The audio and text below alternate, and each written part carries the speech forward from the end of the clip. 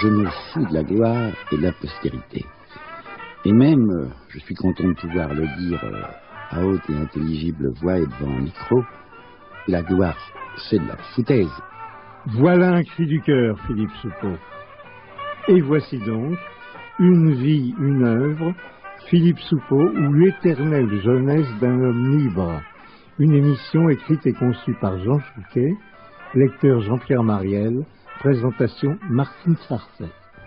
Il m'arrive très souvent, et depuis fort longtemps, de rêver le jour, de rêver éveillé. Et je me souviens parfaitement que quand j'étais enfant, ma mère me disait très souvent, comme un reproche, et en même temps avec un certain étonnement, « Mais Philippe, tu rêves, à quoi penses-tu » Les rêves de la nuit sont peut-être plus puissants, plus inquiétants, et surtout, ce sont eux qui me dictent des poèmes. Philippe Soupault, l'onirique, vous venez de nous livrer le secret de votre poésie. Poète, certes, grand poète du XXe siècle, mais impitoyablement lucide, avec un vrai sens de l'humour féroce et de l'ironie mordante. Vous avez toujours eu le goût des formules à l'emporte-pièce. Par exemple... Quand on est jeune, c'est pour la vie. J'ai plus de souvenirs que si j'avais 1000 ans. La vie est poésie, et la poésie, c'est la vie. J'ai trop d'orgueil pour être ambitieux. Les surréalistes, je les crèverai tous.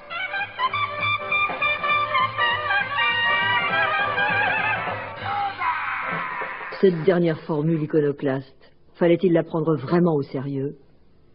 En tout cas, elle était prémonitoire, puisque vous êtes resté le dernier surréaliste vivant.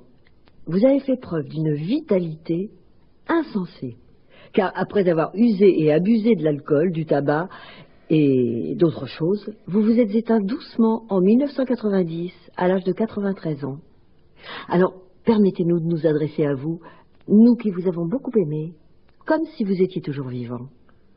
Le chiffre 7, c'est vous qui l'avez souligné, a joué un rôle déterminant dans votre vie. Né en 1897, vous avez perdu votre père à l'âge de 7 ans. En 1957, vous êtes enfin consacré par Segers dans sa collection Poètes d'aujourd'hui. Vous avez 60 ans. Vous avez publié la plupart de vos œuvres majeures. C'est votre compagnon de travail de l'époque à la radio, votre ami Jean Chouquet, qui dessine votre portrait à l'apogée de votre parcours.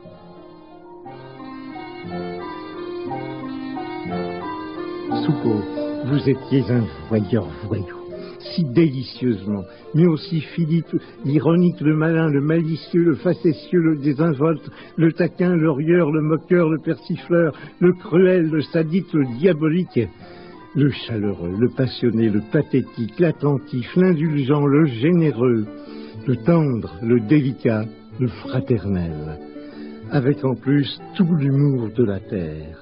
À mes yeux, vous incarnez dans votre siècle et notre Occident la liberté absolue d'allure et d'esprit, le désir viscéral de vérité sans bavure, l'indépendance totale du jugement. Votre éternel souci, je le connais, ne jamais ennuyer les autres, toujours les étonner. Bonjour, bonsoir, je suis pressé, je fous le camp, à demain, à bientôt, au revoir, adieu, oubliez-moi. Eh bien non, Philippe, personne ne vous oubliera. Vos œuvres sont rééditées. Les étudiants du monde entier vous lisent, savent qui vous êtes.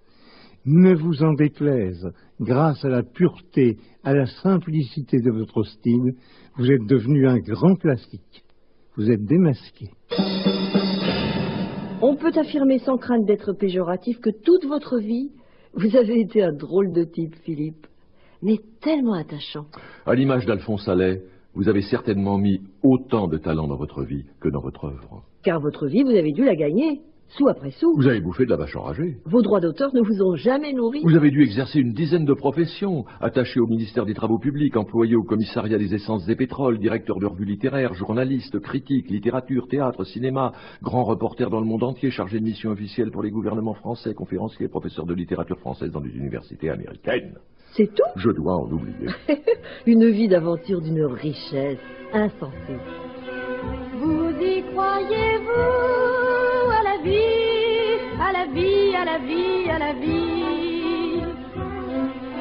Vous y croyez donc au temps qui passe, qui passe, qui passe?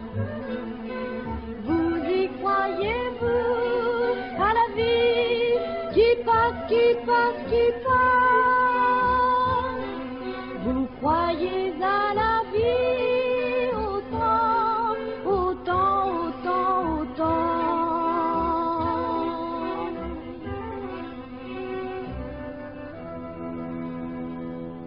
Philippe, vous êtes un lion de cette belle époque où l'on jouait et chantait Fascination.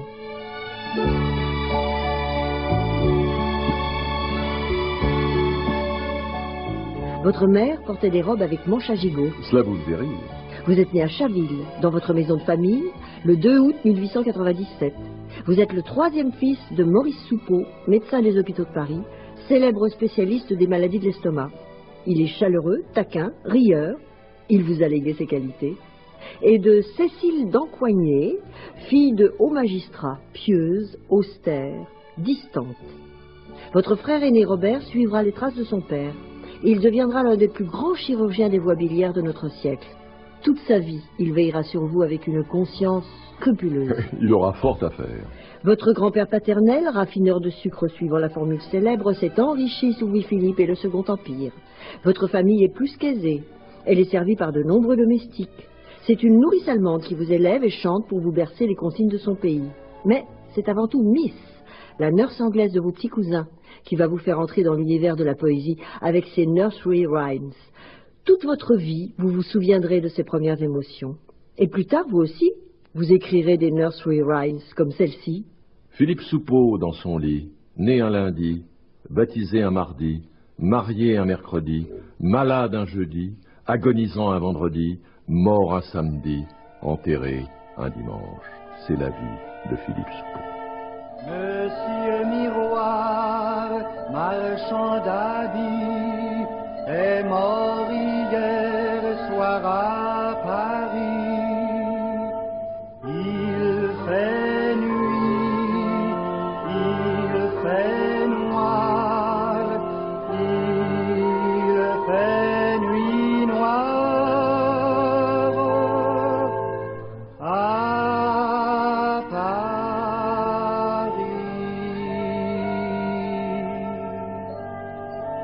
Cela, ce n'est pas une nursery rhyme, mais un cri de Paris, chanté par Mouloudji, que vous avez écrit. Ces cris de Paris, vous les entendiez dès l'aurore, psalmodiés sous les fenêtres de l'appartement sinistre de vos parents, rue de la Bienfaisance. En fait, vous vous ennuyiez prodigieusement. On vous emmenait jouer avec votre cerceau au parc Monceau. On vous réprimandait. Philippe, vous allez être puni, petit mal élevé. Ce n'était tout de même pas de ma faute. Vous êtes puni, pain sec et à l'eau. Vous êtes prié de vous taire. Toujours se taire.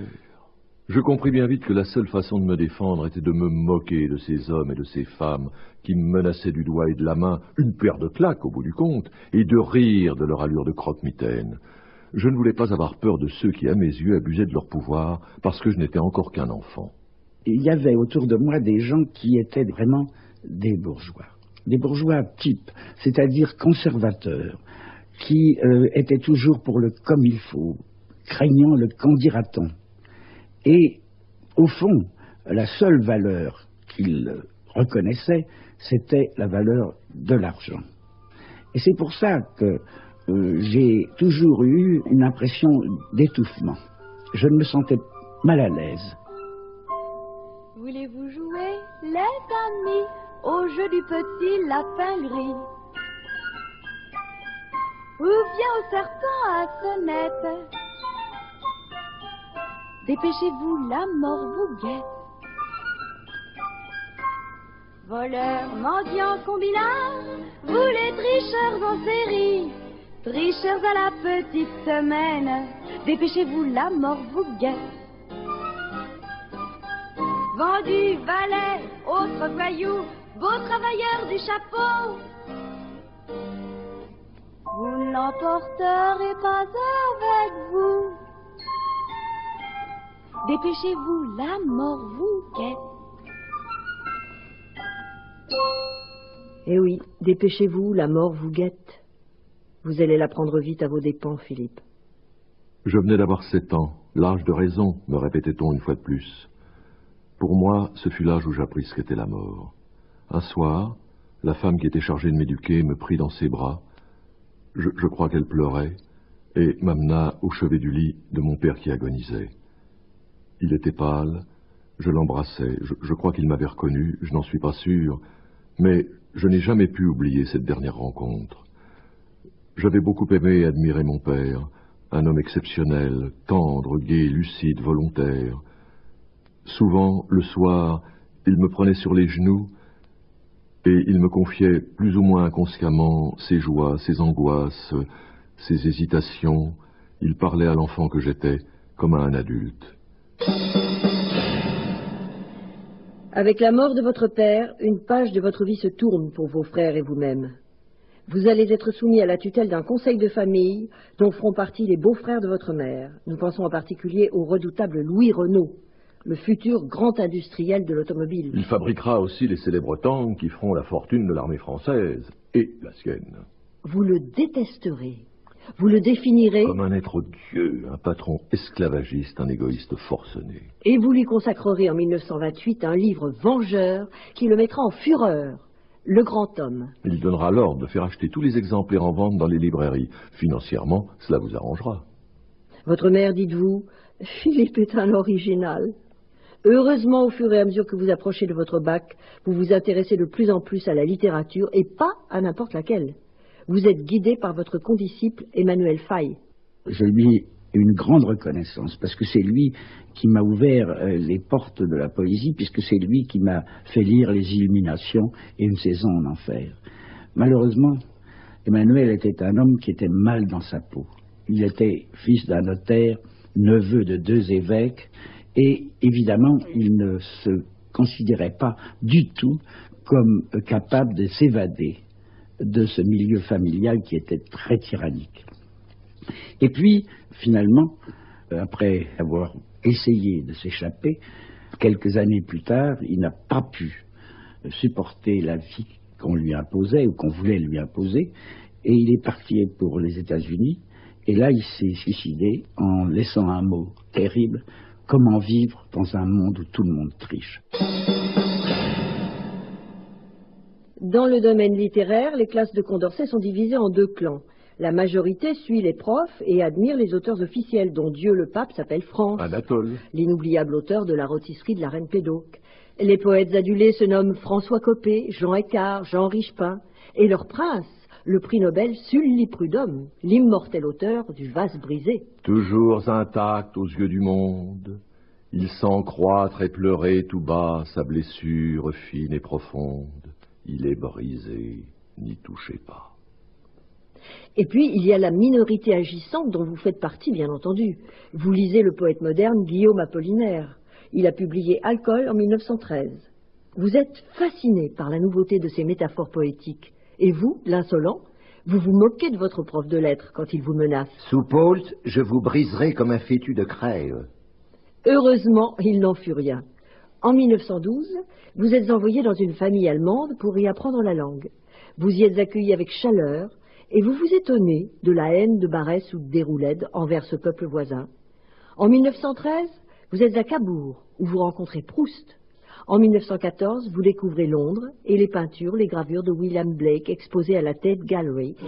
Brusquement, fin juillet, votre mère vous rappelle à Paris. C'est la guerre. Dès que j'ai eu 17 ans, en effet, je suis né le 2 août et la mobilisation a eu lieu le 2 août 1914, c'est-à-dire quand j'avais exactement 17 ans. Eh bien, je n'ai jamais oublié que la mort était présente toujours autour de moi. Parmi mes camarades de lycée, il y en a au moins 40% qui ont été tués. Et depuis cette époque, depuis cet âge de 17 ans, nous n'avons jamais cessé de penser que la mort était près de nous, parce que nous avons commencé la vie en ne pensant qu'à la guerre. Nous avons conservé de cette espèce de longue guerre, car 4 ans de guerre, c'est long, un souvenir de bêtises. Nous ne comprenions pas. Alors, tout à coup, s'est développé au fond de moi, et au fond de beaucoup de gens de ma génération, une sorte de révolte et un besoin de faire vraiment une espèce d'accusation des générations antérieures. Et c'est ce qui explique, si vous voulez, qu'à ce moment-là, nous étions déchaînés et nous avons commencé. Et toujours avec un fond de nostalgie.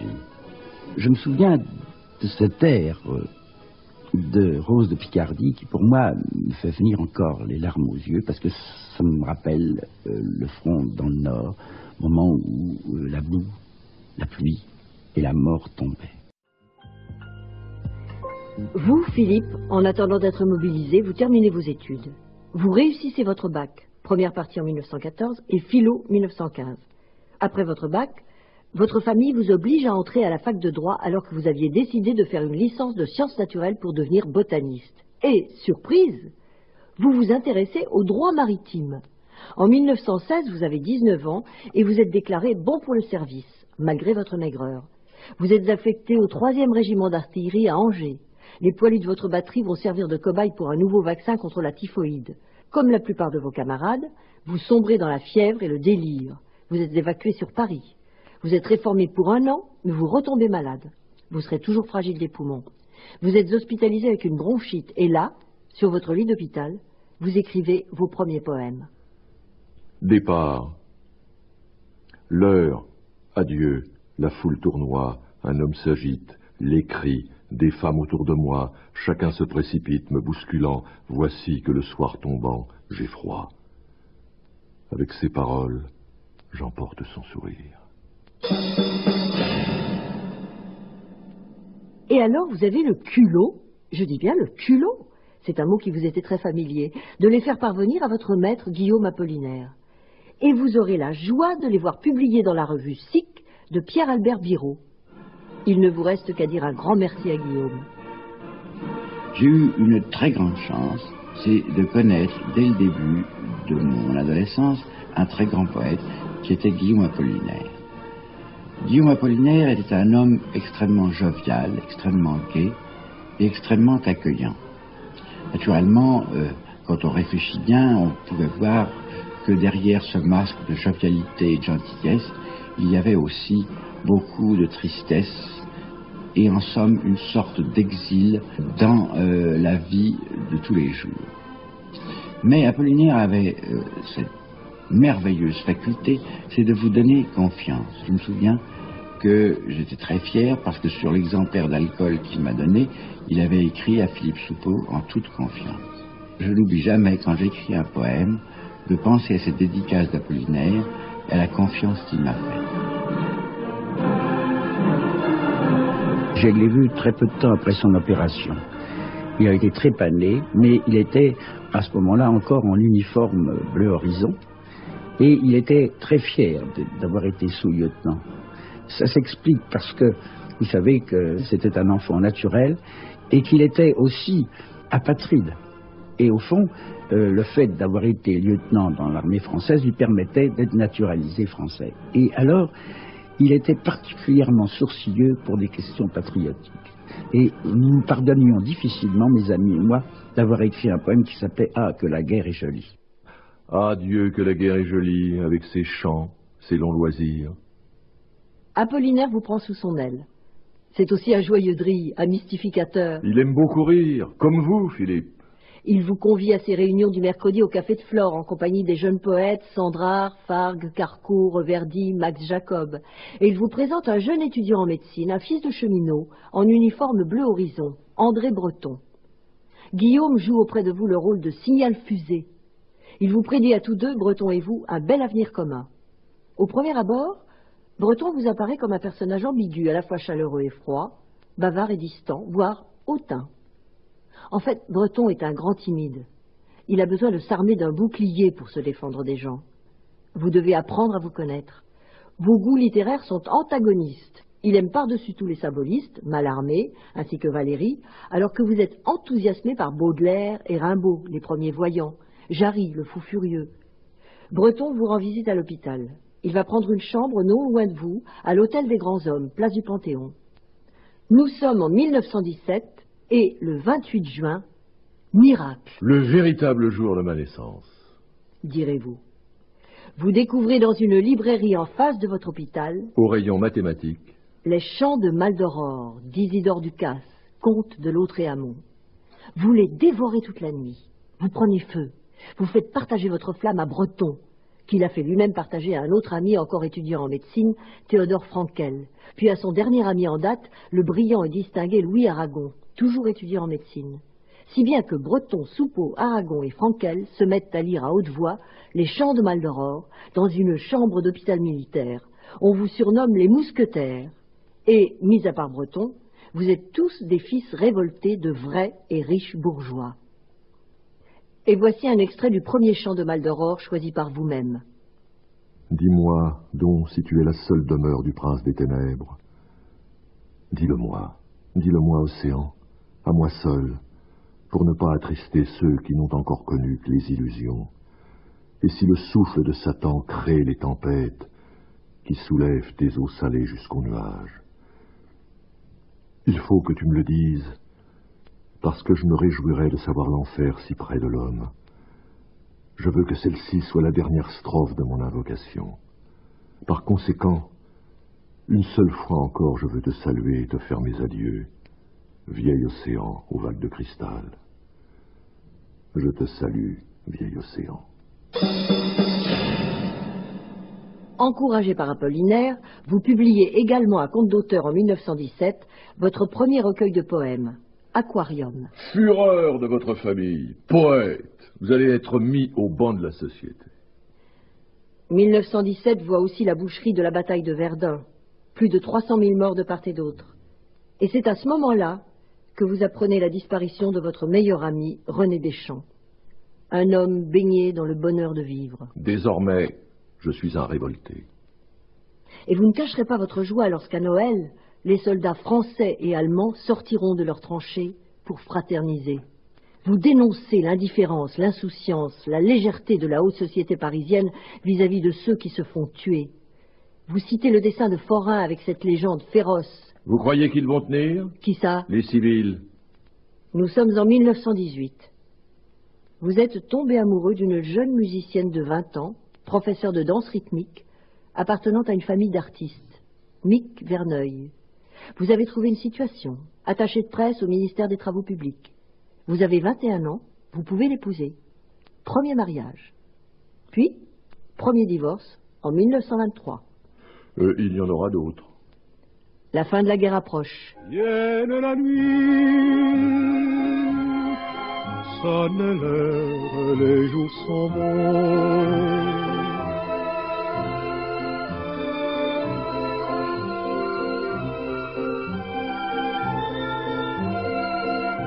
Je demeure.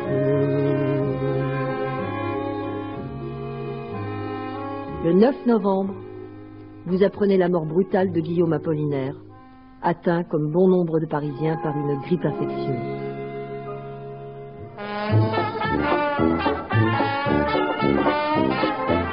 Quand je suis sorti de la guerre, c'est-à-dire, si vous voulez, en 1918, à ce moment-là, il y a eu ce qu'on appelle maintenant une fureur de vivre. Et à mon avis, il y a une chose qui traduit très bien cette fureur de vivre, qui explique son succès prodigieux, ça a été le Charleston. Et le Charleston a représenté, si vous voulez, cette espèce de joie, de la délivrance de la guerre. Pour bien comprendre tout à coup ce goût du scandale, il faut bien préciser la rupture qu'il y a eu entre l'enfance et la jeunesse. Nous avons été précipités de l'enfance dans la guerre et de la guerre dans une espèce d'euphorie, de joie de vivre, d'oubli, de volonté d'oubli. Et je dois dire que je suis persuadé que le Charleston traduit bien cette espèce de frénésie que nous avions. 1919, vous faites une totale confiance à André Breton. Vous décidez ensemble de lancer une revue littéraire éclectique et de bonne compagnie qui prend le titre dérisoire et banal de littérature, suggéré avec ironie par Paul Valéry, le protecteur de Breton. Vous y associez Louis Aragon, des jeunes écrivains comme Giraudoux, Gide, Morand, Valéry Larbaud, Fargue, Drieux-La Rochelle y apportent leur signature. Vous êtes majeur, vous venez d'hériter de votre père. Avec votre incroyable générosité, vous décidez de financer les premiers numéros. Vous êtes nommé directeur gérant. C'était la moindre des choses. Le premier numéro paraît en mars. Et le plus important en 1919, c'est que Breton et vous allez signer ensemble l'acte de naissance du surréalisme. Breton et moi, nous parlions beaucoup de poésie, nous nous voyions tous les jours, Et nous avions de longues conversations où nous essayions d'analyser ce qu'était la poésie. Nous avions lu avec une passion énorme et presque insurmontable les chants de Maldoror.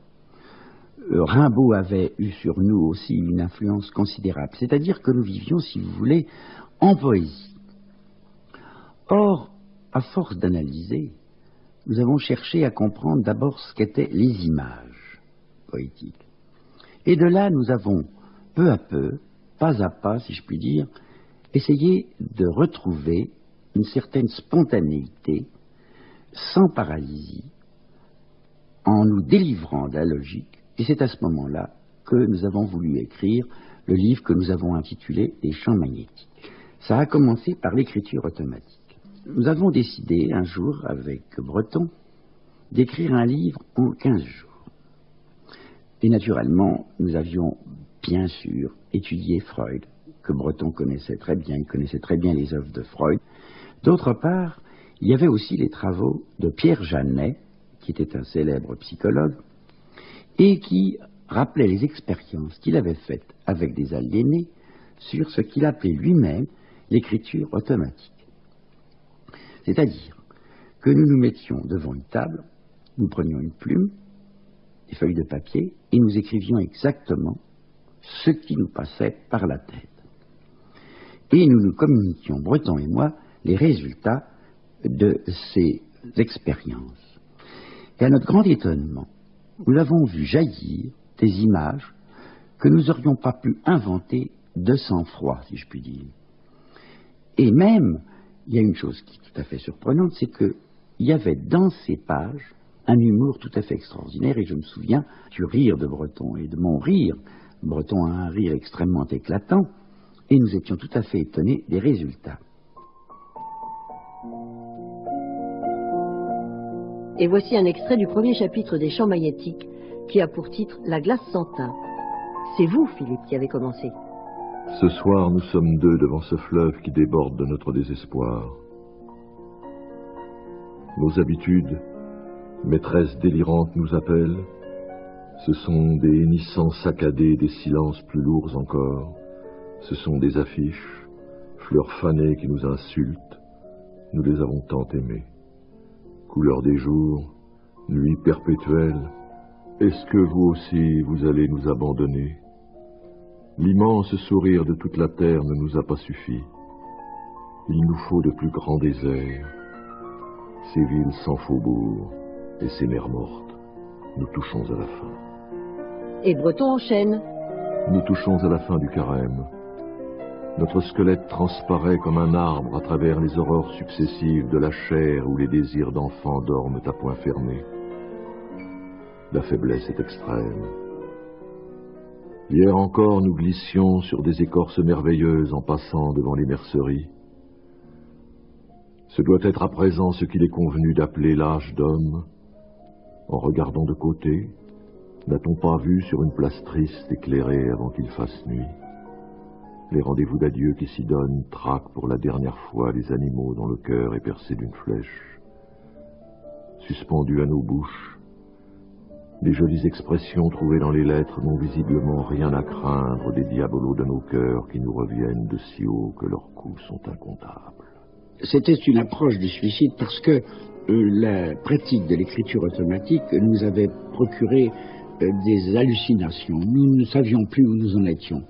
Et je dois dire que c'était pas seulement un étourdissement relativement rapide, relativement court, mais c'était une sorte de vertige.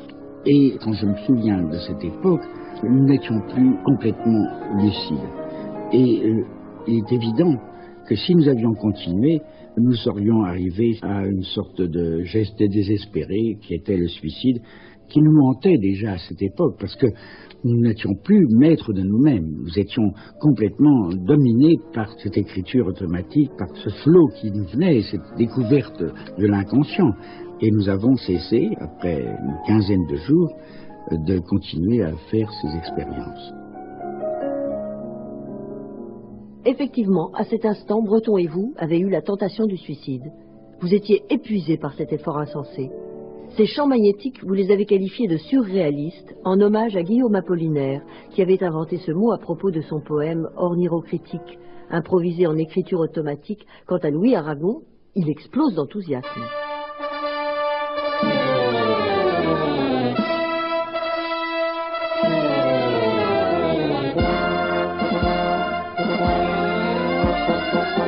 Le grand événement de l'année 1920, c'est l'arrivée à Paris de Tristan Tzara, un sacré monstre. Il allait vous apporter ce qui vous manquait, le sens et le goût du scandale. Vous étiez des jeunes bourgeois timorés, lui n'avait peur de rien. Vous le décrivez comme un petit binoclard à l'accent roumain, un agent de publicité redoutable, un impresario de génie doublé d'un grand poète. Il avait fondé en 1917 à Zurich, au cabaret Voltaire, le mouvement Dada. Il y montait des spectacles satiriques scandaleusement iconoclastes. Dada était impitoyablement, incontournablement destructeur. Sa devise, faire table rase de tout. Breton et vous étiez en correspondance avec Tzara. Il apprécia les champs magnétiques. Il vint à Paris se joindre à votre petit groupe. Il vous fut immédiatement très sympathique.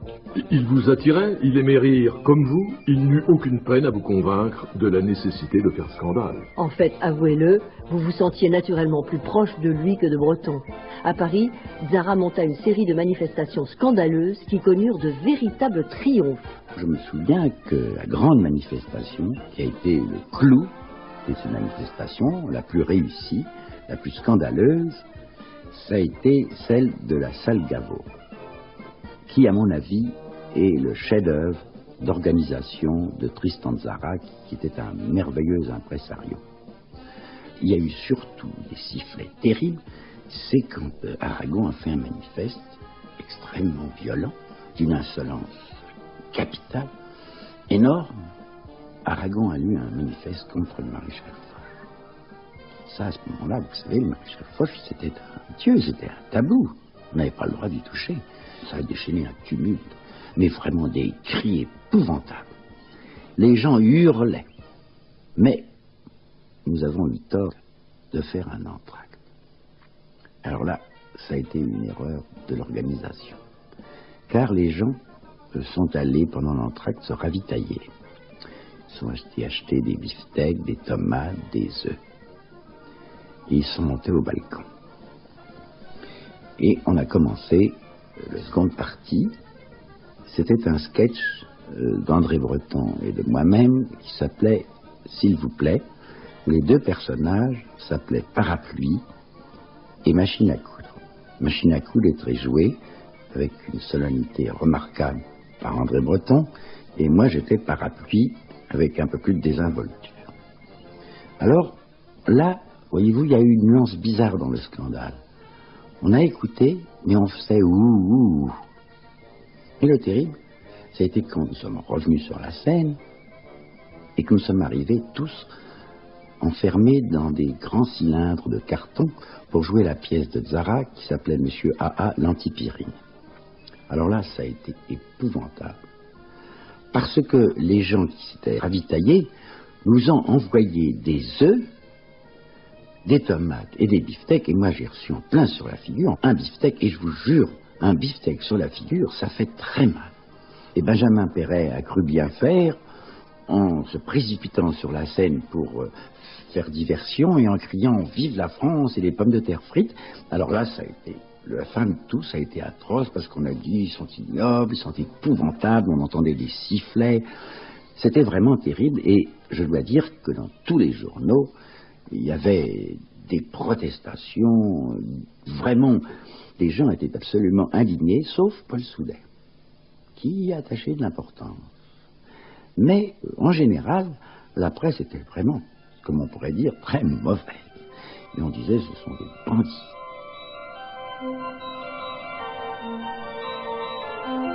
Tzara avait amené avec lui en France un jeune Rénan qui allait devenir le plus grand peintre surréaliste, Max Ernst. Il avait combattu dans les rangs de l'armée allemande, et comme ses amis français, il ne comprenait pas l'absurdité de ces tueries.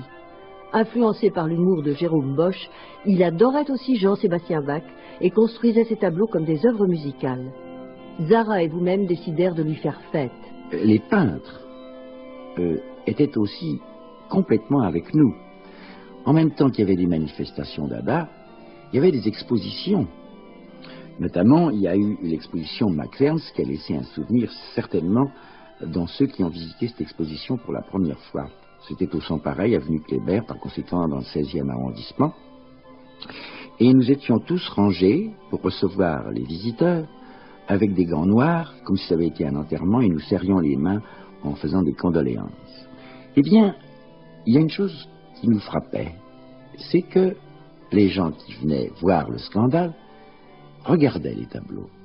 Et qu'au fond, ce scandale a servi énormément les peintres, et qu'ils ont vu que la peinture tout de même évoluait. On en était encore à l'impressionnisme, et aussi au cubisme, il faut le dire. Mais enfin, le cubisme était déjà accaparé par les marchands.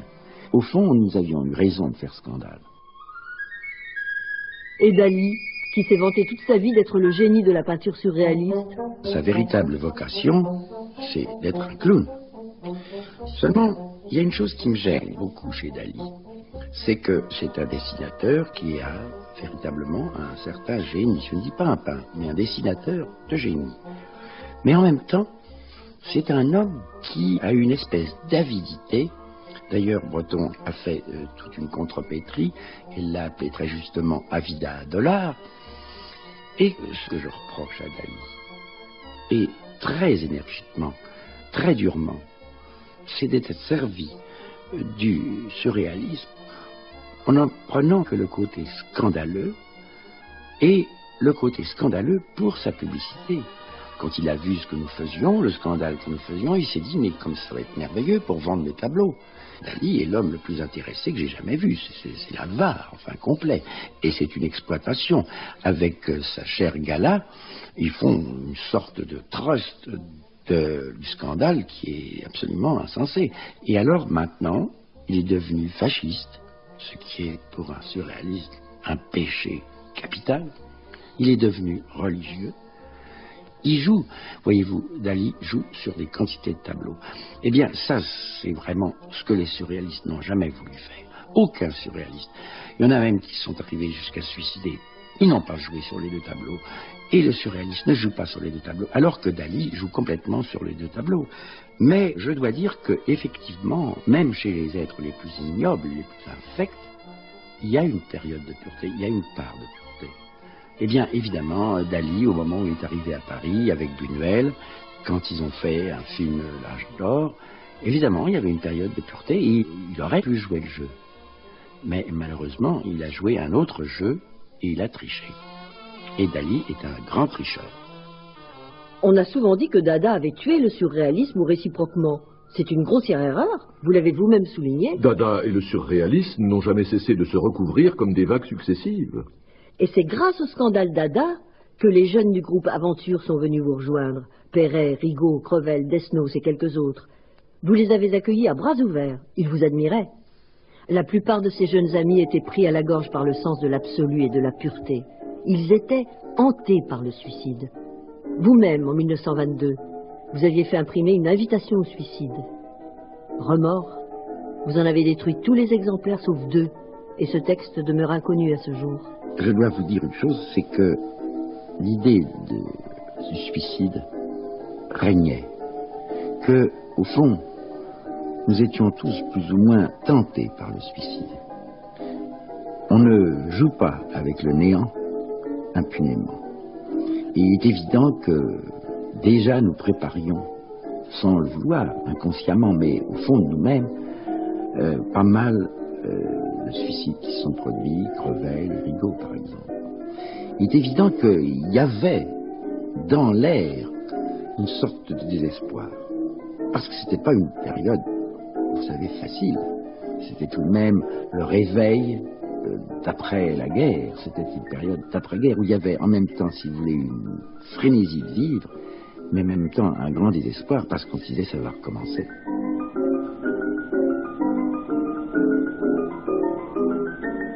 C'est Henri Crevel qui va vous faire découvrir le jazz. Quelques musiciens noirs venus de Chicago sont arrivés à Paris et se cachent dans des petites boîtes pour jouer cette nouvelle musique qui fait scandale et dont vous allez être fou toute votre vie. Breton, lui, déteste toutes les formes de musique. C'est pourquoi, s'il y a eu un mouvement pictural surréaliste, il n'y aura jamais de mouvement musical. D'ailleurs, vos rapports avec Breton ont commencé à se refroidir dès 1922.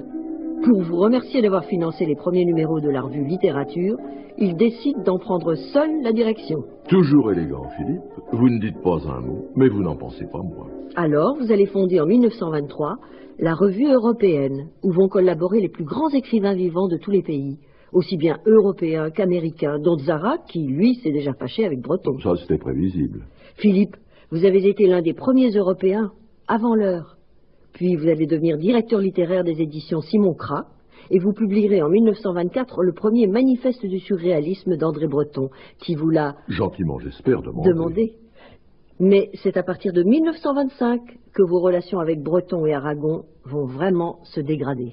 Je dois reconnaître qu'il y avait chez André Breton et chez Louis Aragon une sorte de tradition révolutionnaire. Ils admiraient énormément Robespierre et Saint-Just, et qu'il y avait chez eux une espèce de besoin de revenir à des traditions révolutionnaires. Et bien sûr, le mouvement Dada avait été une sorte de révolution, une révolution négative, mais une sorte de révolution. Vous comprenez, on se réunissait ou dans un café, ou chez l'un ou chez l'autre, et on se montrait nos poèmes, nos œuvres, et il y avait des gens qui exprimaient des jugements de valeur, ce qui me paraissait parfaitement incompatible avec l'esprit du surréalisme, puisque nous voulions la liberté totale, puisque nous étions débarrassés de la logique, de la prosodie, de la versification. En vertu de quoi? Sur quel critérium pouvait-on se baser pour juger? Voyez-vous, je crois que c'est ça le début de cette chose extravagante qu'ont été les fameux brouilles surréalistes. Il y a aussi, il faut bien vous dire une chose, la personnalité très forte de Breton a exercé une influence parce qu'il aime excommunier. C'est un garçon très singulier, un grand poète, mais il a ce besoin de brûler un peu ce qu'il a adoré. Moi, je n'étais pas du tout du même caractère et on me reprochait beaucoup ma désinvolture, mon indulgence, alors que moi, je ne voyais, si vous voulez, que la volonté de ne pas avoir de parti pris, de ne pas avoir de préjugés, quel qu'il soit. Et je souligne quel qu'il soit. Parce que je ne voyais pas pourquoi on voulait juger selon des règles que moi j'avais toute ma vie essayé de détruire. Je ne refusais toute règle.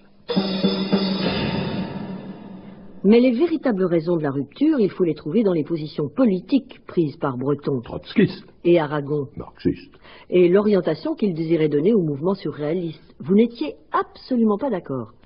Vous aviez fait vôtre cette phrase de Goethe. Dès qu'un poète veut faire de la politique, il doit s'affilier à un parti. Et alors, en tant que poète, il est perdu. Il lui faut faire adieu à sa liberté d'esprit, à l'impartialité de son coup d'œil, et tirer au contraire jusqu'à ses oreilles la cagoule de l'étroitesse d'esprit et de l'aveugle haine. Et ce qui devait arriver, arriva.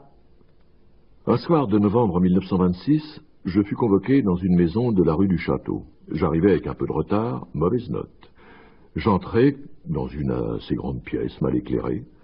Je me rendis compte que, selon la coutume, les assistants nombreux formaient un tribunal présidé, bien entendu, par André Breton, assisté de Louis Aragon et de Max Morise. L'acte d'accusation fut prononcé sur un ton hostile, injurieux même. Je ne m'attendais pas à cet accueil de ceux que j'avais alors considérés comme des amis, que je m'étais efforcé d'aider lorsqu'ils avaient connu des difficultés de toutes sortes, et je compris assez vite que cette cérémonie, qui me parut dérisoire et même assez ridicule, avait été à l'avance préparée pour m'accabler. Il n'entrait pas dans les intentions des organisateurs d'écouter mes protestations. Les jeux étaient faits. J'eus le tort de vouloir me défendre. J'aurais dû quitter la réunion. J'attaquais. On m'accusait de collaborer à des revues fascistes. Aragon fit allusion à un texte signé par moi, apparu dans une revue italienne 900 et traduit sans que je le sache. Revue qui n'était pas, à ma connaissance, fasciste. Un imbécile, je ne sais plus lequel, me reprocha de fumer des cigarettes anglaises. Je répliquai que mes activités littéraires étaient moins compromettantes que de diriger une galerie de tableaux comme Breton. C'en était trop, je fus et je quittai la réunion en allumant une cigarette anglaise. Avec toute la solennité qu'affectionnait le président du tribunal et en utilisant le vocabulaire des cours d'assises, je fus exclu, ou, pis encore, excommunié. Je n'avais pas envie de rire comme j'aurais dû le faire. Je retrouvais la rue et la nuit, je me répétais, c'est grotesque. Nous avons été exclus de quoi? Par qui? Le surréalisme n'est pas une église, un parti, une association de malfaiteurs, une police. Personne n'en a le monopole. Où est le pape? Où est le pape? Où est la barbe à papa? Où est le pape et le grand pape? Où est le papa à barbe? Moi, je ne suis pas le pape, ni même le cousin du roi. Je ne suis certes pas infaillible, surtout quand il s'agit de moi. Vous croyez le pape, un grand homme au grand chapeau, avec son immense cerveau, ses interdits, ses cardinaux, au grand pape, grand papa, chef du mouvement, etc. Vous prêchez comme les moutardiers, ça ira bien, tu riras le dernier. Est-ce en pensant au pape breton que vous avez écrit après la Deuxième Guerre mondiale cette chanson vengeresse interprétée par Catherine Sauvage, Barbabule? Ça ne nous étonnerait pas de vous. En tout cas, votre passage de 7 ans dans le mouvement surréaliste aura été bénéfique pour vous. Vous le reconnaissez et vous nous en dites les raisons. Les femmes ont joué un très grand rôle. Je ne dirais pas que c'est un rôle actif, mais je ne crois pas que les femmes dans le surréalisme aient voulu jouer un rôle actif. Elles étaient des inspiratrices.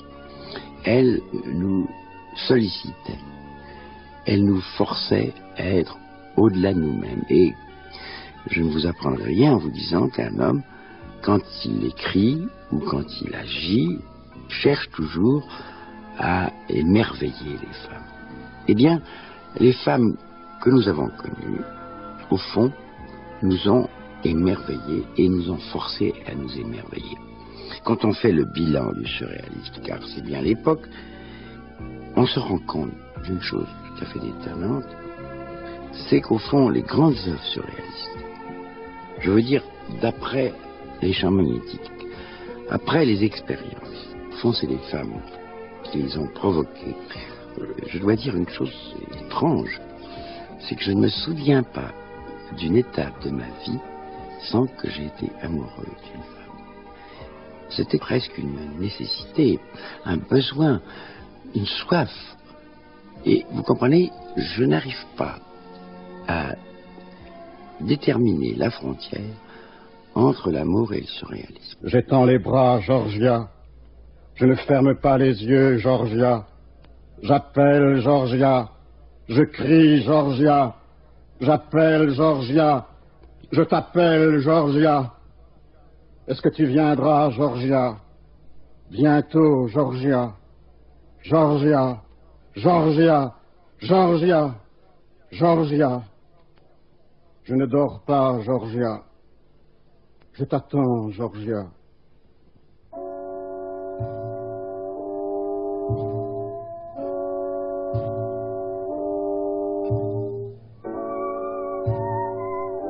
C'est le surréalisme qui vous aura permis d'écrire votre plus beau poème d'amour, Georgia, dont l'extrait a été lu par Alain Clémy. Maintenant, vous avez les coudées franches, vous allez pouvoir respirer. Vous avez retrouvé cette liberté qui vous est si chère, que vous n'auriez jamais dû perdre. Ah, j'allais oublier, en 1929, dans son second manifeste du surréalisme, Breton vous insulte méchamment. Vous restez muet. Je ne réponds pas aux injures par des injures. Mais avant toute chose, vous avez l'envie irrésistible d'assouvir cette passion pour les voyages, née dans votre adolescence. Comme vous le disiez si souvent, vous allez foutre le camp.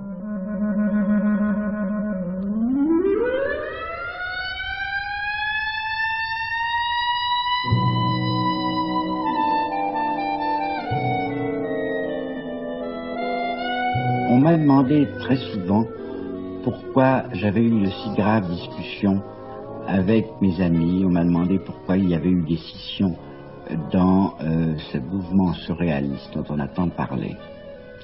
Eh bien, je vais vous livrer un secret.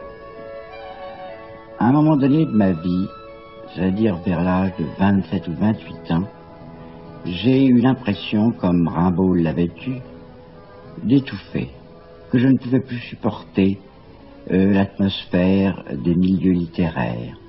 J'avais l'impression que, brusquement, je n'étais plus le même, que je devenais une sorte d'automate.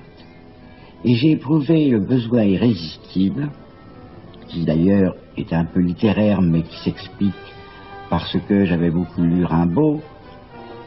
J'ai éprouvé le besoin éperdu, irrésistible de voyager. J'ai voulu, peut-être parce que j'étais tellement attaché à Paris, me délivrer de Paris, et j'ai fait tout ce que j'ai pu pour pouvoir quitter Paris et voir d'autres pays. Vous partez d'abord pour les USA, en compagnie de votre deuxième épouse, Marie-Louise Le Borgne, que vous avez épousée en 1923. Et dont vous divorcerez bientôt. Vous donnez une série de cours sur Victor Hugo au Pennsylvania State College. Vous faites parvenir des articles pour l'Europe Nouvelle. Ils sont remarqués.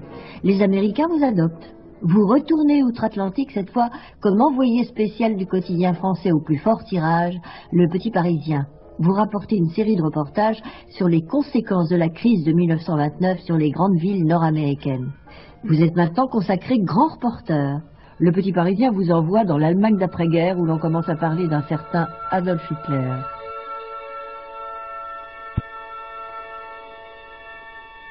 À ce moment-là, Hitler avait besoin de publicité, il recevait les journalistes très facilement, c'était pas un exploit. Et je me trouve en présence d'un homme qui me fait une impression bizarre. Il était extraordinairement vulgaire. Mais il y a une chose qui me surprenait beaucoup, c'était son regard. C'est une chose qu'on n'a pas souvent dit. Hitler avait eu les yeux brûlés pendant la guerre. Il avait été aveugle pendant 6 mois et il ne voyait presque rien. Or, le regard des aveugles, c'est quelque chose de fascinant parce que il ne vous voit pas, il vous regarde. Eh bien, Hitler avait ce regard. Vous savez qu'il voyait extrêmement mal, il portait des lunettes en public. Et c'est justement ce regard, il vous fixait, il ne voyait pas, et alors par conséquent, il n'y avait pas d'échange. Enfin, comme je savais bien l'allemand, il m'a dit des choses effroyables sur la France, il m'a dit que nous étions des bourreaux, enfin des choses comme ça. J'ai dit, bien, puis j'ai encaissé, puis je me suis dit, oh, c'est un farceur, mais quelque temps après, j'ai regretté quand je l'ai minimisé dans le Petit Parisien. Un jour, j'étais à un hôtel à Berlin qui était le siège de Hitler, qui n'était pas à ce moment-là encore le chancelier, qui était le Führer, et Hitler prenait le thé toujours au Kaiserhof. Et moi, j'avais un rendez-vous avec un de ses adjoints pour faire un interview. Et tout à coup, je monte dans l'ascenseur, et brusquement, on dit « Oh non, arrêtez !» Et Hitler monte dans l'ascenseur avec son secrétaire. Je me suis trouvé en face de Hitler. J'ai dit à son secrétaire, est-ce que je pourrais avoir un interview du Führer? Le secrétaire a répondu, non, le Führer ne répond pas aux journalistes français. Et à ce moment-là, je me suis dit, si j'avais eu un revolver, et si j'avais pu tuer Hitler à ce moment-là. Je regrettais toujours de ne pas avoir eu de revolver.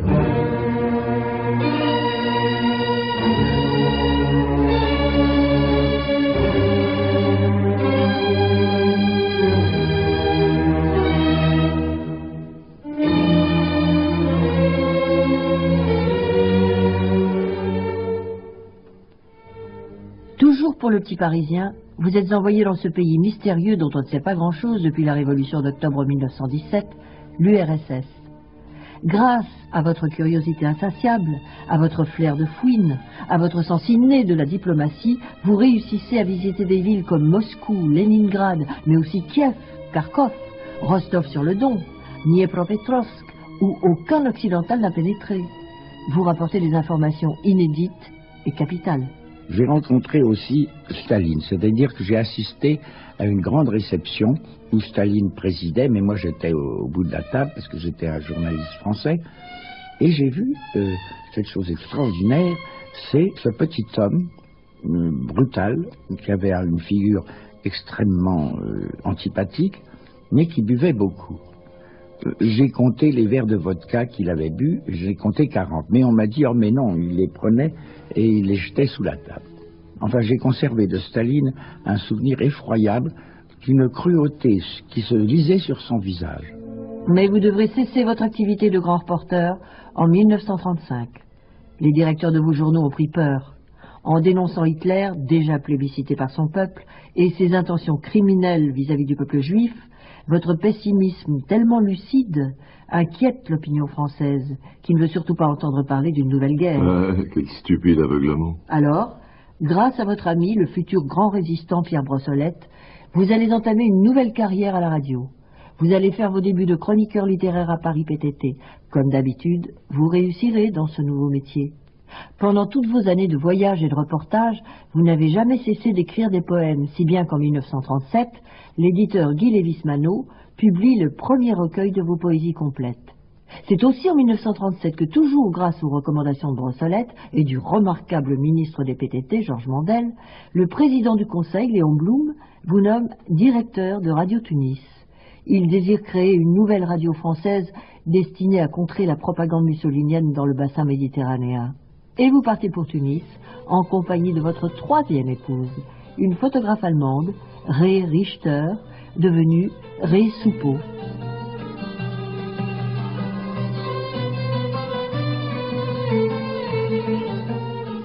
« 1939, la France et l'Angleterre déclarent la guerre à l'Allemagne.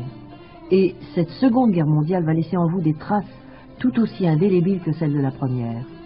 On peut certainement affirmer, Philippe, que vous avez été le poète et le chroniqueur le plus meurtri par les deux guerres de notre siècle. En 1939, immédiatement, vous êtes nommé directeur de l'information en Tunisie, sous l'autorité du résident général Éric Labonne. Son chef de cabinet, l'amiral Esteva, deviendra l'un des suppôts de Vichy, et votre pire ennemi. Juin 40, après la débâcle de l'armée française, c'est l'armistice. Vous êtes démis de vos fonctions. Les intellectuels surréalistes sont devenus suspects, on les tient pour responsables de la défaite. Alors vous vous retirez de la vie publique. Vous vous enfermez chez vous pour écrire un très long roman qui ne verra jamais le jour, Les Moissonneurs. Mais on sait que vous avez des contacts fréquents avec les représentants de l'ambassade des États-Unis. Et puis vous ne cachez pas votre haine et votre mépris pour Pétain et tous ceux qui l'entourent.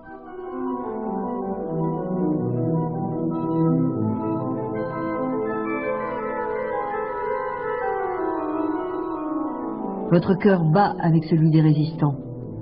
Chaque soir, vous collez votre oreille à votre poste de radio pour tenter de capter les informations et les messages des émissions « Les Français parlent aux Français » transmis par la BBC. Cela vous inspire votre poème certainement le plus célèbre, qui sera reconnu par le monde entier, l'Ode à Londres bombardée. Tout à coup le silence et l'angoisse du silence, le temps perdu, une seconde, une heure. On interroge en vain la nuit, l'ombre, la distance. Il ne faut pas croire ce que crient les autres. Londres cette nuit est bombardée pour la 100e fois. Un incendie muet, des hommes morts, ceux mêmes qui criaient, ceux que nous attendions. Rien que l'image des pylônes brisés, des fils coupés. Rien que ce trou dans l'espace et le temps. Ici Londres, par la Londra, London Calling. Et voici la ville qui reprend sa place à l'horizon. Elle est seule au centre du monde. Elle est celle qui domine le tumulte, éclairée par les incendies et la plus haute flamme du courage. Londres, Londres, Londres, toujours Londres. Cette nuit, Londres est bombardée pour la 100e fois. 1942, nous sommes en pleine guerre du désert entre Rommel et Montgomery, et vous êtes soupçonné de donner aux Alliés des renseignements sur le ravitaillement en carburant de l'armée allemande. Alors, le 12 mars 1942, vous êtes arrêté et emmené dans la prison de Tunis, où vous ne serez pas ménagé. J'ai été traité par les critiques les plus pertinents de crétin, d'idiot, de débile mental, d'assassin virtuel, d'imbécile endurci. Et au fond, c'était assez sympathique. Évidemment, moins sympathiques étaient les coups physiques que j'ai reçus par la police de Vichy et les nazis, et qui m'ont laissé, comme vous pouvez le constater, hélas, un certain défaut de prononciation. En septembre 1942, les Alliés viennent de débarquer. Les Vichysois sentent le vent tourner. Les imbéciles qui m'ont emprisonné prennent peur. Et comme ils n'ont pu retenir aucune preuve contre vous, ils vous libèrent le 6 novembre. Immédiatement, vous emmenerez en Algérie. Vous allez être chargé de réorganiser les services de l'agence de presse France-Afrique sur tout le continent américain, pour contrer l'agence Havas, alors sous la coupe de Vichy.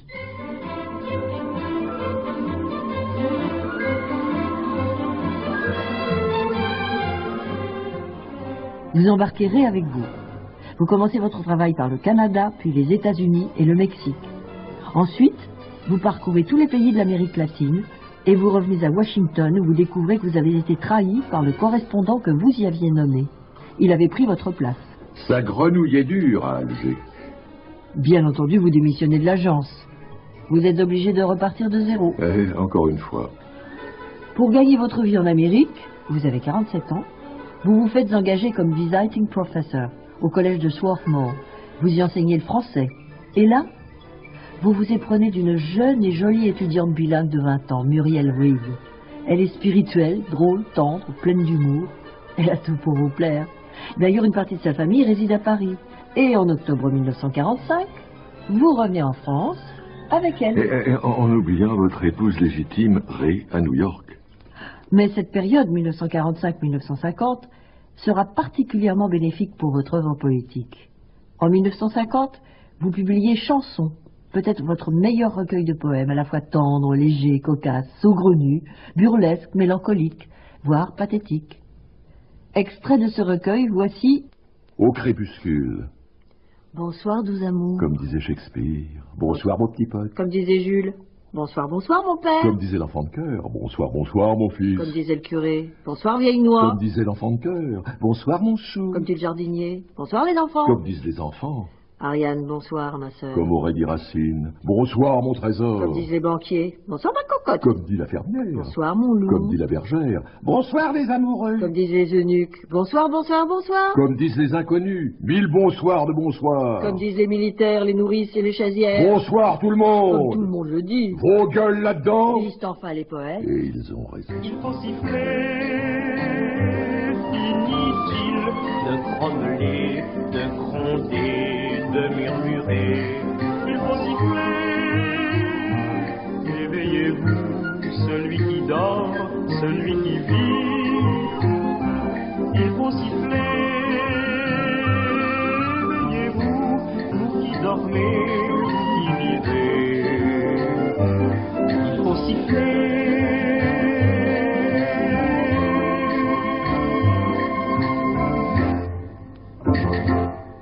Cette rumba du ronfleur, l'un de vos poèmes du recueil Chansons, a été mise en musique dans la série Chansons d'écrivains. Car nous entrons maintenant dans la longue période 1950-1973, où vous allez devenir l'un des plus merveilleux auteurs et producteurs que la radio ait jamais connu. Le nouveau directeur des programmes de la radiodiffusion française, c'est votre grand ami Paul Gilson. Vous avez suivi deux mêmes voies parallèles. Comme vous, il fut poète et journaliste, vous vous entendez comme larrons en foire, vous êtes inséparables. Il vous demande d'abord d'imaginer une série d'émissions en public où l'humour se mêlerait à la poésie, car jusque-là, les émissions de poésie à la radio étaient terriblement rébarbatives. Oui, pour ne pas dire emmerdantes. Et vous offrez en 1954 au public de la chaîne nationale, Aujourd'hui France Culture, la série Prenez garde à la poésie, animée par deux jeunes humoristes qui débutent au cabaret de la Tête de l'Art, Poiret et Serrault. Ce sont leurs premiers pas à la radio. Dans cet extrait, il est question du poète absurde et maudit André Frédéric, un maître de l'humour noir. Le jeu de l'enterrement anticipé de grand-mère est formellement interdit. Néanmoins, dans le jardin qui est vaste, John et Michel traînent le cercueil en criant des mots latins ou en priant. Grand-mère, qui passe sans comprendre qu'il s'agit d'elle, sourit. John et Michel font auprès d'elle la quête d'un sou pour la couronne.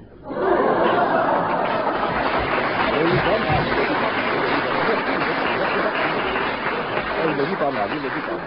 Paysage, rien du tout. À chanter 2 fois pour la compréhension. Po, po, po. L'Ichaka, l'Izi bouffe lance, pulence à popo. Et zi bouffe la faïence. L'icoyote, alors, y a plus popo du tout. Je recommence.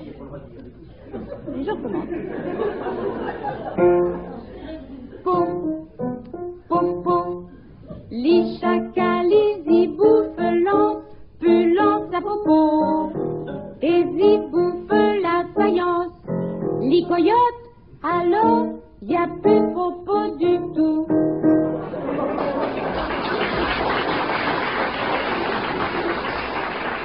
À partir de 1950, vous avez beaucoup admiré les poètes et dramaturges absurdes. Vous vous êtes lié avec Eugène Ionesco. C'est lui d'ailleurs qui vous réconciliera avec André Breton en 1952. Le théâtre du cher Eugène vous impressionne. Et, à votre tour, vous devenez auteur dramatique. Hélas, votre théâtre ne connaîtra pas un grand succès populaire. Votre meilleure pièce, Rendez-vous, sera réalisée à la radio en 1957 par Alain Trutat. Le thème, l'attente. Dans une antichambre, n'importe laquelle, des gens attendent d'être reçus. Par qui? On ne sait pas. Cette scène est jouée par Lolé Bellon, Madeleine Barbulé, Hubert de Lapparent, Pierre Vanek. Mais vous aviez rendez-vous, n'est-ce pas? Je pense que j'ai rendez-vous. En tout cas, quelqu'un me l'a dit. C'était le jour de Pâques à Notre-Dame de Paris. J'étais appuyé contre une colonne. Il me semble que c'était hier. Moi, c'était sur les quais. Un lundi soir, je me promenais le long de la Seine. Il pleuvait. Il n'y avait personne. J'attendais quelqu'un qui n'est pas venu. Il faisait triste comme dans un four. L'eau était beige et parfois noire. Il y avait aussi des reflets. Celui qui m'avait donné rendez-vous n'est pas venu. J'ai compris qu'il ne viendrait jamais quand j'ai entendu les cloches de l'aube. Il faisait gris comme dans un four. J'ai regardé la Seine longtemps, peut-être 1h25. Je ne sais plus exactement. Et c'est alors que j'ai pensé que j'avais un autre rendez-vous. Oh, vous savez, ce n'est pas si drôle, ni si banal que cela en a l'air. Un rendez-vous. C'est tout de même quelque chose quand il pleut et que la Seine est beige et noire et qu'il n'y a personne. Nous sommes tous des orphelins, vêtus de sombre et de chagrin. Nous voulons vivre d'espoir. N'est-il pas déjà trop tard? Petite fille aux yeux noirs, orpheline de la nuit, votre main, donnez-la moi.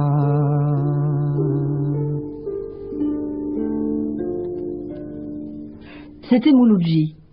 Mais là où votre génie radiophonique va le mieux s'exprimer, Philippe, c'est dans vos adaptations des contes de Swift, Andersen, Edgar Poe. Avec le concours des compositeurs Raymond Gallois-Montbrun, Serge Nick, Claude Pray, vous écrirez des œuvres lyriques magnifiques. Voici justement un extrait du Chœur révélateur d'après Poe, mis en musique par Claude Pray, chanté par Jean Giraudoux, qui vous a permis d'obtenir votre 2e prix Italia en 1963. Cœur qui bat, le cœur de l'autre. Attention, le cœur, dites-le, le cœur, le cœur, le cœur, le...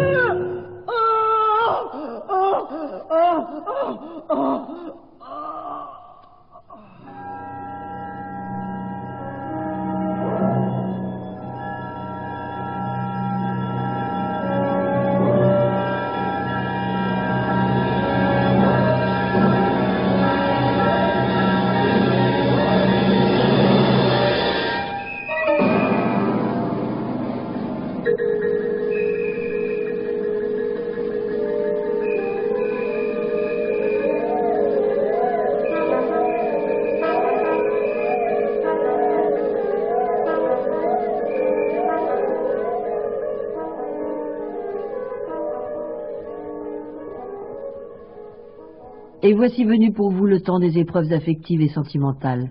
En 1963, c'est la mort inattendue, prématurée, accidentelle de Paul Gilson.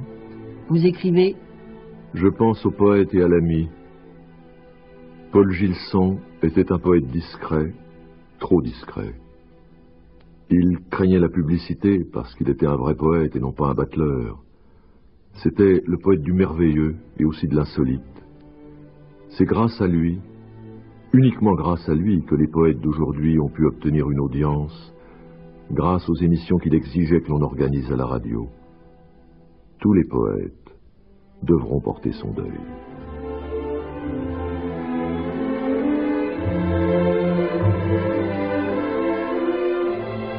Depuis 1945, vous viviez à Paris, rue de l'Université, en compagnie de votre chère Muriel Reed.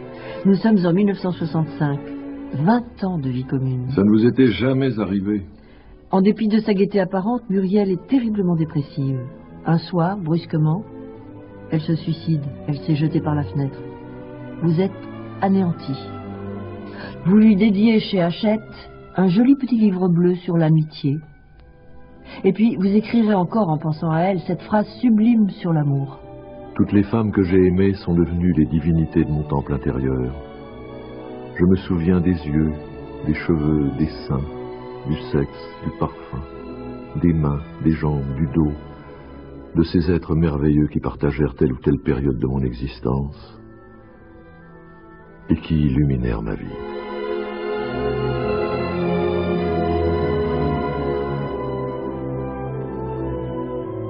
Vous vivez seul, désespérément seul, dans une chambre de l'hôtel du quai Voltaire, si cher à Antoine Blondin.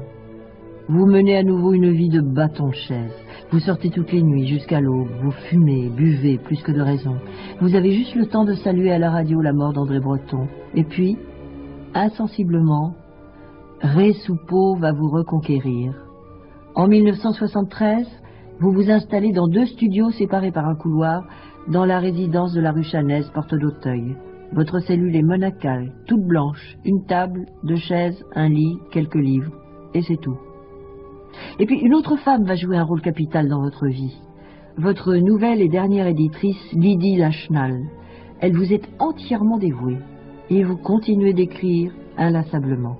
Pour vous, c'est le temps des livres de souvenirs, de réflexion, de mémoire. C'est aussi le temps des prix et des honneurs. Vous recevez le Grand Prix de l'Académie française, 1974, le Grand Prix de la Société des gens de lettres et le Grand Prix national des lettres, 1977. Vous avez 80 ans. 1982, c'est la publication du premier tome des Mémoires de l'oubli, qui reçoit le prix Saint-Simon. La même année, la maladie vous atteint, cancer de la gorge. Vous subissez l'ablation d'une corde vocale à l'hôpital Laennec. Vous avez quasiment perdu votre voix. Vous vous enfermez dans le silence. En 1982, mise en vente de vos poèmes retrouvés, 1918-1981.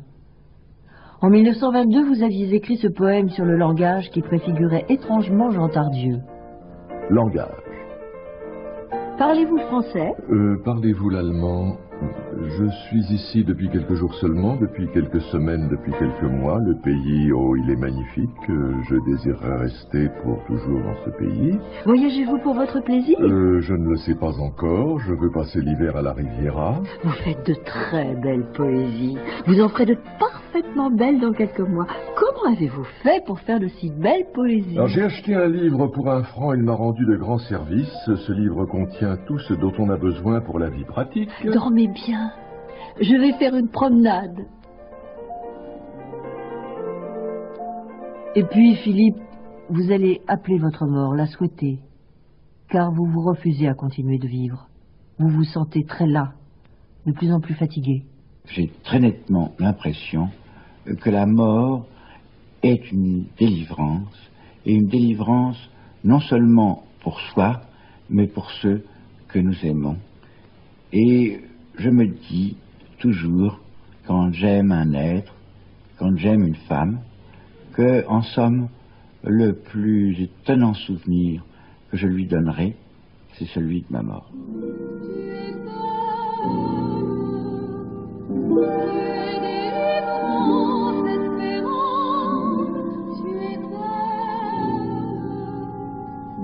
Tu es celle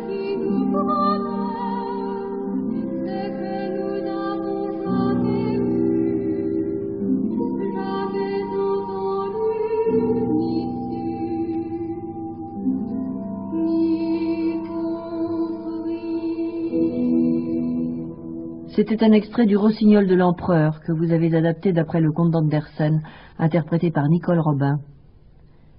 Et le 12 mars 1990, vous vous endormez doucement dans la fraîcheur de l'aube. Vous êtes inhumé au cimetière Montmartre, dans la plus stricte intimité. Le jour de votre mort, au cours de l'émission Interactualité, l'académicien Goncourt Robert Sabatier, auteur de l'histoire de la poésie française, vous rend hommage en ces termes. Soupeau, toute sa vie, a été un homme de contact. Il n'était pas renfermé sur le groupe surréaliste. On le voyait beaucoup. Moi, je me souviens de promenade avec lui et Loïs Masson. On allait d'un bistrot à l'autre et c'était un homme joyeux, surtout plein de dynamisme et de chaleur qui a été moderne, qui a été un chant de la modernité jusque dans ses derniers jours. Il n'a jamais été vieux. Et quand j'ai entendu sa voix parlant d'il y a 30 ans, j'ai calculé qu'il devait avoir un peu plus de 60 ans et qu'il parle de grand âge déjà. Eh bien non, moi j'ai le souvenir d'une sorte d'éternel jeune homme.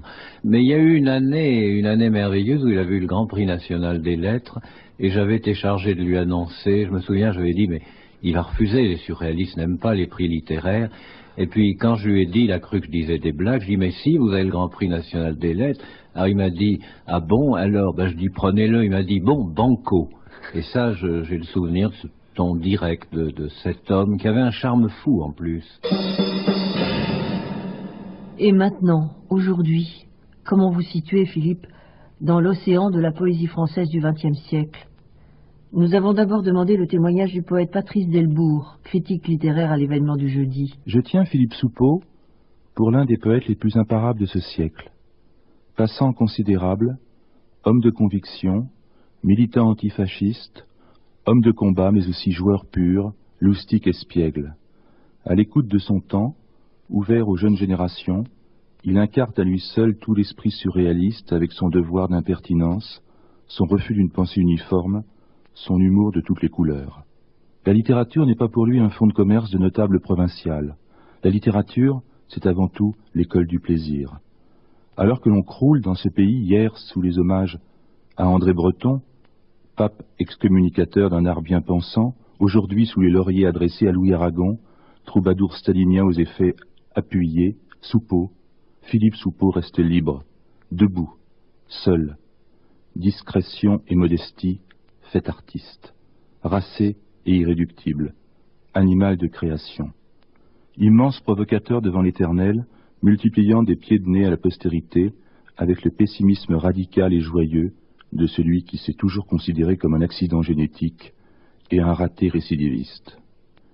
Mais la postérité prend sa revanche, notez bien, en le laissant souvent sur le coteau. Ainsi, le centenaire de sa naissance est fêté cette année. Si la radio est très présente dans la commémoration de l'auteur des Dernières Nuits de Paris, saluant en lui l'un des pionniers des ateliers d'écriture, il est dommage que l'édition ait manqué le coche.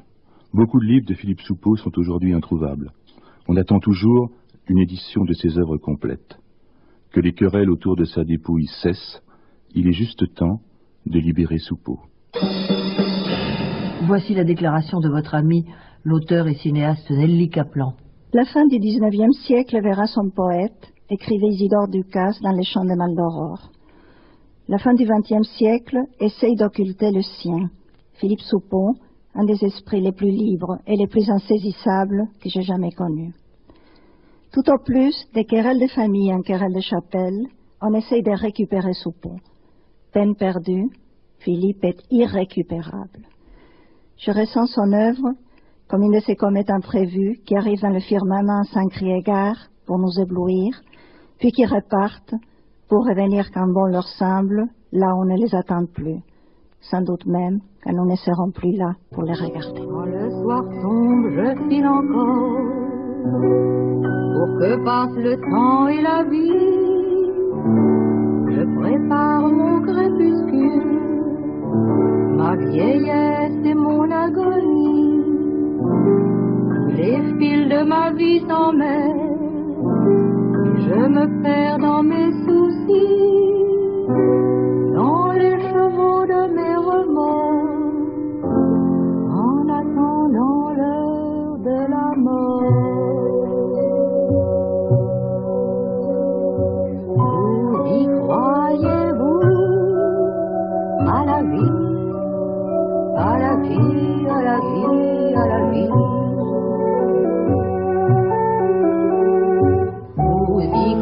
croyez donc au temps qui passe, qui passe, qui passe? Vous y croyez donc à la vie qui passe, qui passe, qui passe? Vous croyez à la vie autant, autant, autant, autant?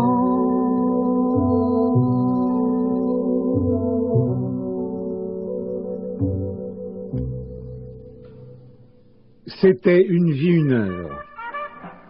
Philippe Soupeau ou L'éternelle jeunesse d'un homme libre. Une émission écrite et conçue par Jean Chouquet. Les textes de présentation et ceux de Philippe Soupeau étaient dits par Martine Sarcey et Jean-Pierre Mariel. Les chansons, composées par André Pop et Christiane Verger, étaient interprétées par Catherine Sauvage, Jeannette Picot, Cora Vauquer, Jean-Christophe Benoît et Mouloudj. Documentaliste de l'Institut national de l'audiovisuel, Valérie Canton-Pont. Équipe de réalisation, Claude Giovanetti, Antoine Lehambre, Rémi Fessard. Prochain rendez-vous sur France Culture avec Philippe Soupeau, demain, vendredi 2 janvier à 22h10, pour la deuxième émission de ses poèmes et chansons 1942-1982. Et bonne année. À demain, donc, Philippe Soupeau à retrouver à 22h10. Merci Jean Chouquet pour cette heure et demie en si belle compagnie. Celle donc de Philippe Soupeau.